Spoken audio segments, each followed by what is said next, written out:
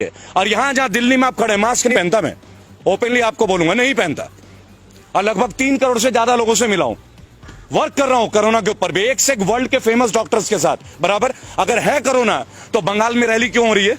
अगर था कोरोना तो बिहार में रैली क्यों हो रही है? और अगर अब भी कोरोना है तो तमिलनाडु में क्यों हो रहा है? तब इनके अमित शाह जी मास्क पहनते हैं क्या? अंजना सिंह पहनती है क्या आज तक में? ये रूल हम जैसे सिविलियंस के लिए 2000 रुपए का चालान गाल पे चाटा नहीं लगता? क्या दे दिया हम लोगों को? ब्यूटी पार्लर वाले घर बैठे रहे, टैक्सी वाले घर बैठे रहे, कोचिंग इंस्टीट्यूट वाले घर बैठे रहे, जिम चलाने वाले घर बैठे रहे, एक का भी किराया रुका गया, लोग बर्बाद हो गए, बर्बाद हो गए। उनके लिए बैकअप पैकेज रहा, इन्होंने बोला मुद्रा लोन दे दिया। चलिए आप पत्रकार हैं, 100 युवक ले लीजिए जो पोस्ट ग्रेजुएट हो, मैं तो गोल्ड मेडलिस्ट हूं, 100 गोल्ड मेडलिस्ट लेके आता हूं, बताइए कौन से बैंक में चलूं? आपको एक को मुद्रा लोन नहीं मिलता, कारण बैंक वालों को कोलैटरल चाहिए। Collateral, what is collateral? कि लोन तब देंगे जब आपके पास बैकअप रहेगा, जबकि गवर्नमेंट ये कहती है ये उन यूथ के लिए ये परियोजना है जिनके पास कुछ नहीं, अच्छी विचारधारा, हम एक प्रोजेक्ट उनको देंगे। Where is that project? कहां है वो प्रोजेक्ट? इस बात का विवाद है। तो हमारा विवाद नहीं है, हमारा फाइट आपके साथ, बैड गवर्नेंस के साथ, और हम लोग बजाते सबकी हैं, हम लोग कांग्रेस को भी बख्शते नहीं है। मैं आपको बता दूं, अगर राहुल गांधी में ही दम होता, उनमें ही क्वालिटी होती, तो हमें इनको थोड़ी झेलना पड़ता, अच्छे दिन का जुमला थोड़ी सहना होता। उन्होंने भी वही किया, इन्होंने भी यही किया। और आज अगर कुछ कोई अच्छा कर रहा है, अगर मैं अभी बोल दूं राहुल गांधी अच्छा है तो कांग्रेस का चमचा, अगर मैं अभी बोल दूं केजरीवाल बिजली दे रहा है तो उसका दल्ला, यही तो इनके पास रह गया। केवल आईटी की वॉर है हम लोगों के साथ, आईटी। और अब जो आपने बोला ना सोशल मीडिया, क्या हो जाएगा सोशल मीडिया में? रोक दोगे तो क्या होगा? बोलना बंद कर देंगे। अरे जिस रोड पे खड़े होंगे ना, वहां हजारों लोग खड़े होंगे। जुबान भी बंद कर दोगे क्या? जुबान बंद कर दोगे? अनुराग ठाकुर नहीं बोलते हैं गोली मारो, मार दो गोली भाई, गद्दारी तो दिखा दो। अरे गद्दार को तो जीने का हक ही नहीं है। आपके लोगों में अनुराग ठाकुर कौन से गाड़ी में घूमते हैं जी? और परिवारवाद की चर्चा, राजनाथ सिंह का बेटा कौन है? मैं गौतम बुद्ध नगर में रहता हूं, राम राज्य में, जहां बोलना मना है, आपकी जानकारी के लिए, मैं वहीं से बजाता हूं। कौन है पंकज सिंह? राजनाथ सिंह का बेटा। वहां के एमएलए कौन थी? विमला बाथम। कहां की थी? बेस्ट एमएलए थी, उनको हटा के राजनाथ सिंह के बेटे को टिकट दे दिया जाता है। परिवारवाद नहीं है? तब मुलायम सिंह याद आता है आपको, तब लालू याद आता है। Rules has to be made not biased for all, one for all for one.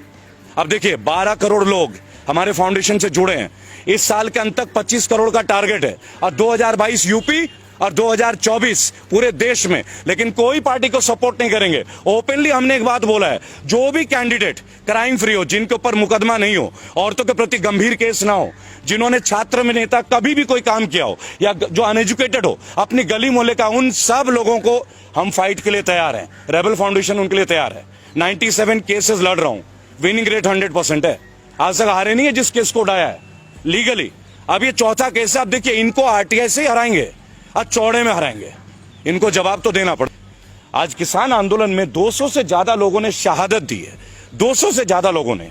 उनके लिए किसी को समय नहीं मिल रहा है, लेकिन राष्ट्रपति महोदय को इस कोरोना काल में एक स्टेडियम का अनावरण करने का समय मिल रहा है। और आप वो दौर देखिएगा किस तरीके का, मास्क पहन के लोग जा रहे हैं, स्टेडियम का नाम रखा जा रहा है, अंबानी कॉर्नर भी है, अडानी एंड भी है, ये भी आपको बता देना चाहूंगा। एक सवाल लोगों के मन में केवल ये रह गया, 23 तारीख को मैं कलकत्ता था, मुझे पता चला कि माननीय मोदी जी भी कलकत्ता पहुंच रहे हैं, तो मैं शहीद मीनार में था, मेरी वहां कॉन्फ्रेंस थी, और नेताजी सुभाष सेना के लोगों ने मुझे इन्वाइट किया था। उन्होंने जाके नेताजी सुभाष चंद्र बोस के बारे में कितनी ही बातें करी।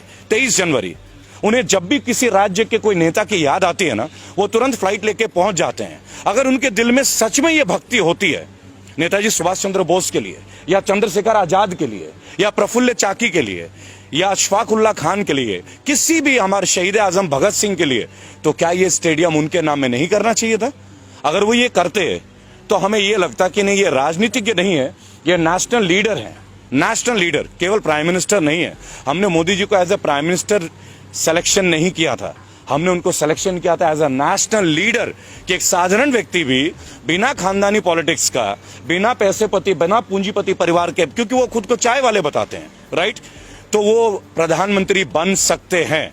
क्या फर्क रहा जब 2010 से पहले मायावती जी ने दलित प्रेरणा स्थल में अपना स्टैचू लगाया था, अपनी प्रतिमा लगाई थी, उन्होंने लोगों से आह्वान किया था कि मुझे पूजो, मुझे पूजो, ये कहा था। लेकिन तब यही लोग थे जो विरोध करते थे। आज इनको क्या हो गया भाई? आज अब अपना नाम की पूजा नहीं करा रहे हैं क्या? इस वक्त उनकी उतनी उम्र हो गई है, अब बहुत जल्दी आप ये भी देखेंगे कि भारत रत्न आपको ना मिल जाए, क्योंकि जिस देश में मौजूदा प्रधानमंत्री के नाम पे स्टेडियम होता है और उसका अनावरण मौजूदा राष्ट्रपति करते हैं, तो कहीं ना कहीं सबको टेंशन होती है। महंगाई पे देखिए, देश के असली मुद्दे इस वक्त स्टेडियम नहीं है। देश का असली मुद्दा अगर आप देखना चाहें, कोई भी नेशनल मीडिया जो हमारी बेसिक मुद्दे उन पे चर्चा नहीं कर रहा है। क्यों ना चर्चा करे महंगाई के ऊपर, क्यों ना चर्चा करे बेरोजगारी के ऊपर। ये वही जगह है जहां हमने प्रोटेस्ट किया था 14 तारीख को, और ये वही जगह है जब 22 तारीख को लाठियां भांजी गई एसएससी जीडी के बच्चों के लिए। क्या दोष है उनका? 50 लाख लोगों ने फॉर्म भरा, 50 लाख लोगों ने। 100 रुपए का फॉर्म था, अरबों रुपए कलेक्शन होते हैं। देश का सबसे बड़ा घोटाला है। कौन कहता है कि सरकार घोटाला नहीं करती? सबसे बड़ा घोटाला है फॉर्म घोटाला। अरबों रुपए कलेक्शन करते हैं आप टेस्ट के नाम पे, फॉर्म के नाम पे। और खुद नित्यानंद राय जो राज्यसभा के मंत्री है, वो कहते हैं कि 1.25 लाख वैकेंसी है, तो 54,000 को क्यों ले रहे हो? जिन लोगों ने रिटर्न टेस्ट दे दिया, मेडिकल टेस्ट दे दिया, फिजिकल टेस्ट पास कर दिया और कोई टेस्ट बचा ही नहीं, इसके ऊपर कौन बात करेगा? क्या राष्ट्रपति महोदय को मैं ज्ञापन देने गया था, आपकी जानकारी के लिए। 14 तारीख को राष्ट्रपति महोदय का मैंने ज्ञापन दिया है एसएससी जीडी के अभिभावकों के साथ, उनके बच्चों के साथ। मैं स्वयं था। प्रत्यक्ष प्रमाण को आवश्यकता नहीं कि आपको इस पुख्ता सबूत दें। क्यों नहीं उनके बारे में बात हो रही है? केवल एनडीटीवी को छोड़ के कोई क्यों नहीं दिखा रहा है, या यूट्यूबर्स को छोड़ के कोई क्यों नहीं दिखा रहा? और कल से ओटीटी और हमारे यूट्यूब के ऊपर भी पाबंदियां शुरू हो रही है। पता है ये सब क्यों हो रहा है? वो कहते हम कांग्रेस मिटा देंगे, वो कहते हम ये मिटा देंगे। अरे आपको मिटाने की क्या जरूरत है भाई? आप अपने काम को इतना अच्छा कर लो ना कि दूसरे भी आपको जुड़ जाएं। ये भी आपको समझना होगा। आपका काम सर्वश्रेष्ठ होना चाहिए। अगर आप दूसरों को खत्म करने में सर्वश्रेष्ठ हैं, तो इसका मतलब आपको काम करने का आदत ही नहीं है। देखिए, ministry of finance, Anurag Thakur ji के इतने बड़े बड़े स्टेटमेंट थे। आज से 3 दिन पहले आप गूगल पे देखें, चाइना की कंपनीज को 50 प्रोजेक्ट को अब यस सिग्नल मिलने वाला है। ऑफिशियल है, मैं आपको कोई भी मनगढ़ंत बातें नहीं बताता। अब ये 50 जो प्रोजेक्ट है, परियोजना है, उधर गलवान घाटी में हमारा चल रहा है। पिछले 1 हफ्ते से आप देख रहे होंगे कि चाइना के अधिकारी निरंतर हमसे बात कर रहे हैं। क्यों बात कर रहे हैं भाई? हम क्यों बात कर रहे हैं उनके साथ? हम वास्तविक जो नियंत्रण रेखा है उसके ऊपर हमें बात करने की आवश्यकता क्या है? जो हमारा है वो तो हमारा है ना, इसके लिए हमें बात करने की क्या जरूरत है? अंतर्राष्ट्रीय लाइन ऑफ एक्चुअल कंट्रोल और लाइन ऑफ कंट्रोल ये आज से तो है नहीं, कोई आजादी के वक्त से है ना। ब्रिटिशर्स ने इस लाइन को खींचा था, तब हमने माना था।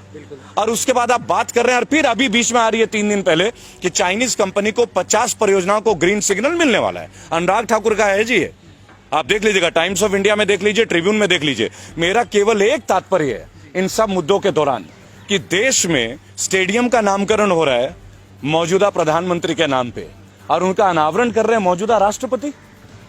वो राष्ट्रपति महोदय जिनको 200 लोगों की शहादत पे वक्त नहीं मिल रहा है, वो राष्ट्रपति महोदय जिनको मुरादनगर में एक, आप बोलते हैं ना कि हम प्राइवेटाइज का विरोध क्यों कर रहे हैं, आपको उदाहरण देंगे कि क्यों हम लोग उदाहरण दे रहे हैं कि आपको सरकारी संपत्ति आप क्यों बेच रहे हैं, उसके ऊपर उदाहरण है। आज से महज 1.5 महीने पहले मुरादनगर में एक परिवार का अंतिम दाह संस्कार था। आप सब यूट्यूबर्स आप परिचित होंगे इस समाचार से, और कई परिवार गए थे उनके अंतिम संस्कार के लिए। और 2 महीने पहले वो शवगृह बन के तैयार हुआ था, उसका जो भवन है, अचानक से छत गिर जाता है और 25 लोगों की अर्थी उठती है उसी शमशान घाट से। 2 महीने पहले कंस्ट्रक्शन, 1 लाख कॉन्ट्रैक्टर और 25 लोगों का जान खोना, और क्या मिलना? 2 लाख रुपए का मुआवजा। 2 लाख। जिस सरकार में सीना चौड़ा करके एक बीजेपी का कार्यकर्ता मिल जाए ना, मैं तो उनके बीच जाता हूं, उनसे एक बात पूछता हूं केवल, आप 5 लाख करोड़ की बात करते हैं कि जीएसटी में आपका कलेक्शन है, और हमारे देश के नागरिकों को 2 लाख रुपए का मुआवजा मृत्यु होने पे, वो भी जिसपे सरकारी रवैये के भुक्तभोगी हैं, वो भुक्तभोगी हैं, तो इनके ऊपर कब बात होगी? कब बात होगी इनके ऊपर? इनको 2 लाख क्यों? देश तरक्की कर रहा है। आप ये कह रहे हैं कि देश तरक्की कर रहा है, राइट? अगर देश तरक्की कर रहा है तो देशवासियों से तरक्की होती है ना। देश का तरक्की क्या होता है? भारत की तरक्की क्या है? भारतीयों की तरक्की होती है, भारत की तरक्की। देखिए, मैं एक बात आपको बताना चाहूंगा कि ट्विटर का पर्पस क्या है? जेन्युइन इंफॉर्मेशन को लोगों तक पहुंचाना, अपनी फीलिंग्स को लोगों तक पहुंचाना। नेशनल मीडिया, जिसको अब हम लोग धीरे धीरे गोदी मीडिया के तौर पे जानने लगे हैं, कौन है ये नेशनल मीडिया? ये सारे सैटेलाइट चैनल। आप देखिए, रजत शर्मा जनता की अदालत करते थे। क्या रजत शर्मा ने कभी ये नहीं सोचा कि एक बार बाबा रामदेव से पूछे? ये वही बाबा रामदेव है जिन्होंने कहा था कि 30 रुपए में पेट्रोल मिलना चाहिए। ये वही बाबा रामदेव है जिन्होंने बोला था काला धन वापस आना चाहिए। देखिए, मोदी जी के हर चीज के खिलाफ नहीं है, कभी भी नहीं है, और व्यक्तिगत तौर पे तो उनके खिलाफ कभी भी नहीं। हम आज भी मोदी जी बोलते हैं, पूज्य नहीं बोलते, माननीय प्रधानमंत्री है। लेकिन अगर आपकी पॉलिसीज हमें तोड़ती हैं, अगर आपकी पॉलिसीज से लोगों का बेरोजगार का स्केल आउट डाउन हो रहा है, तो क्वेश्चंस तो उठेंगे, सवाल तो उठेंगे। और अगर आप में क्षमता है, आपके मंत्री में क्षमता है, तो आप उन सवालों का हमें जवाब दे दें। आप हमें जवाब दे दीजिए, हम संतुष्ट हो जाएंगे। आप हमारे सवालों का जवाब नहीं दे रहे, आप आरटीआई का जवाब नहीं दे रहे। जो आरटीआई, देखिए सबसे बड़ी बात क्या है, हमारे पास एक पावर था, राइट टू इंफॉर्मेशन। मैं खुद एक आरटीआई एक्टिविस्ट हूं। आज आरटीआई के जवाब मुड़ के नहीं आते, मुड़ के नहीं आते। क्यों नहीं आते भाई? ये किस तरह का गवर्नेंस है जहां आरटीआई के जवाब हमें नहीं मिलते? आप कैसे जानेंगे कि एसएससी जीडी, ये जो 1.25 लाख लोग हैं, physically fit, medically fit, written test pass, और कोई एग्जाम नहीं है। 3 इयर्स पहले इनका टेस्ट हुआ 2018 में। इसी तरह लोको पायलट के बच्चे इंतजार कर रहे हैं, 10,000 से ज्यादा बच्चे। यूपी पुलिस की भर्तियों के लिए निको पार्क लखनऊ, जहां मैं अब जाने वाला हूं, वहां लाठियां मिल रही है। आप देखिए, किसी भी पार्टी में यह हो सकता है क्या कि अगर आपने कोई ज्वलंत मुद्दे को उठा दिया तो आप लाठियां बांधोगे? आपको तो उनके सामने आके उन्हें जवाब देने की जरूरत है। सेटिस्फाई कीजिए, यूथ को सेटिस्फाई कीजिए। आप एक बात बताइए, यूथ क्रिमिनल कैसे बनते हैं? आज की डेट में भारत में सबसे ज्यादा पढ़े लिखे लोग जो हैं वो बेरोजगार है, और वो केवल इस भाजपा शासन की देन नहीं है, ऑब्वियसली कांग्रेस की भी देन बहुत बड़ी रही है। लेकिन what about the change? What about the change? इसीलिए तो हम इनको लेके आए थे ना। और कितने साल, और कितने साल भाई? 7 साल होने को आए ना। 1 साल में आपको एक वैकेंसी तो देनी पड़ेगी ना, कोई एक सेक्शन में। और ये तो तब है जब उसी ब्रांच में सीट वेकेंट है, पैरामिलिट्री फोर्सेस की पोस्ट वेकेंट है। ये खुद पैरामिलिट्री वाले बोल रहे हैं, यानी देश की सुरक्षा खतरे में, और बच्चे सिलेक्टेड है, फिर भी आप उनको जॉब नहीं दे रहे हो। आपको समझना होगा। देखिए, मैं क्लियर आपको बताऊंगा कौन नहीं है रेबल। अब कौन नहीं है? हर एक यूट्यूबर बागी है। क्यों बागी है? क्योंकि वो ग्राउंड जीरो लेवल पे सच्चाई को प्रदर्शित कर रहा है, चाहे आप हो चाहे जितने भी और चैनल्स है। और एक रिस्क है। और क्या कमा लेते हैं? क्या पैसे कमाते हैं क्या वो लोग? उन्हें भी लगता है कि हम अपने हिस्से की जिम्मेदारी राष्ट्र के प्रति निभाएं। क्या आपको लगता है कि जितने भी बैचलर ऑफ जर्नलिज्म करके बच्चे बैठे हैं, क्या उनको जॉब मिल रही है? क्या आप जाके देखिए, आज तक में कितनी रिक्रूटमेंट है, इंडिया टीवी में कितनी रिक्रूटमेंट है, एबीपी न्यूज में कितनी रिक्रूटमेंट है, वही रूबिका लियाकत, वही रजत शर्मा सालों से। क्या नेपोटिज्म नहीं है ये सब? वही अर्चना सिंह, क्या ये नेपोटिज्म नहीं है? यानी जो लड़के गोल्ड मेडलिस्ट करके पास होते हैं जर्नलिज्म करके, उन्हें क्यों नहीं मिलती नेशनल मीडिया? मैं भी उनमें से एक हूं। I myself, I won the best result in year 2000, और the best one in my university, CCS university Meerut. मिल गया क्या मुझे? क्यों नहीं मिलता? उसके लिए आप क्या बोलेंगे कि आपने अच्छी मेहनत नहीं की? लेकिन हमें अपने हिस्से का वो जॉब नहीं चाहिए, लेकिन हमें अपने हिस्से का सम्मान तो चाहिए ना।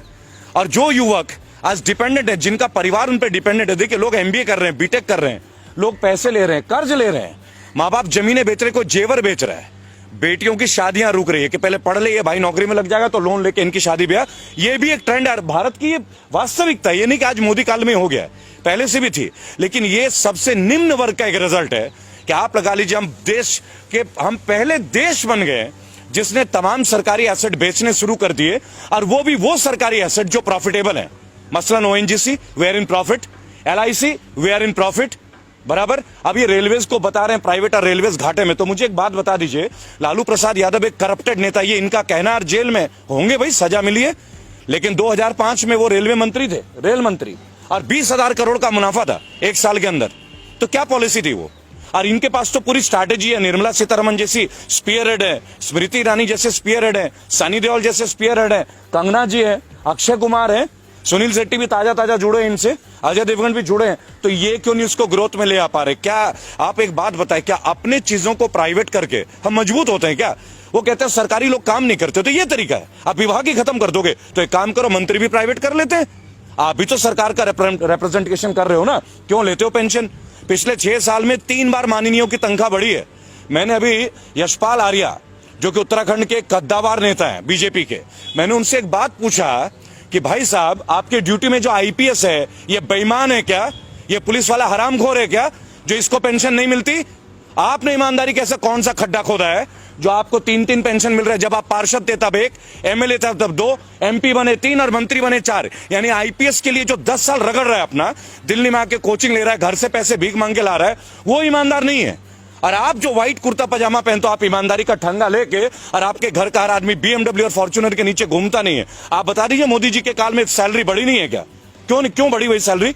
अगर आप ईमानदारी का परिचय देते, घटाइए ना। एनपीएस उन पे भी लागू कीजिए, पेंशन बंद कर दीजिए। हम आपके साथ खिलाफ नहीं है, सख्त आपकी विचारधारा को समर्थन करेंगे, लेकिन एक कंडीशन है। 5 सवाल है। देखिए, आप लोग इतने सवाल पूछते हैं ना, 5 क्वेश्चन पे हमारे साथ आके डिबेट पे आ जाइए। Only 5 question. पहली बात, एम्प्लॉयमेंट के ऊपर बात करते हैं। फर्स्ट, एम्प्लॉयमेंट के ऊपर बात कर लेते हैं, केवल एम्प्लॉयमेंट। एम्प्लॉयमेंट पे आपने लास्ट 6.5 ईयर्स में जो आपके केंद्र शासित प्रदेश हैं, 15 साल रहे आप मध्य प्रदेश में, छत्तीसगढ़ रहे 10 साल से ऊपर, बराबर। स्टैट्स के साथ बात करूंगा, जुबानी बात नहीं करूंगा, पूरा स्टैट्स है। आरटीआई एक्टिविस्ट हूं, 27 बार की जेल की यात्रा है सर, और भक्त रहा हूं मोदी जी का, कड़ा भक्त। कई लोगों से लड़ाई लड़ी है, अब इसलिए हिम्मत मिली कि उनके सामने भी लड़ने की। आज जो बच्चे बैठे हैं 1.25 लाख और आए हुए हैं गुरुद्वारे में, उनको फेस कीजिए ना, उनको बताइए ना उनकी ज्वाइनिंग क्यों नहीं दे रहे हैं। Medical fit, physical fit, written test pass किया, कोई टेस्ट और बचा नहीं, तो जॉब क्यों नहीं दे रहे हैं? और आपके पास वैकेंसी है, क्यों नहीं दे रहे भाई उनको जॉब, बताइए। रेलवे के बच्चे बैठे हैं, लोको पायलट के 10,700, यूपी पुलिस के वर्दी का 2018 से इंतजार, 2015 के एसएससी के बच्चे, 2012 के बच्चे, कितने दिन आत्महत्या। आप लास्ट 3 महीने में 200 बच्चों ने आत्महत्या किया है। उनके मां बाप को दुख नहीं होता क्या? लोअर मिडिल क्लास फैमिली, कई ओवर एज हो गए, दोबारा गवर्नमेंट जॉब दे नहीं सकते हैं, सेलेक्टिविटी है। They have been selected, but they haven't got their jobs, and they won't get their jobs in this government. ये लड़ाई उनके लिए है, ये लड़ाई उनके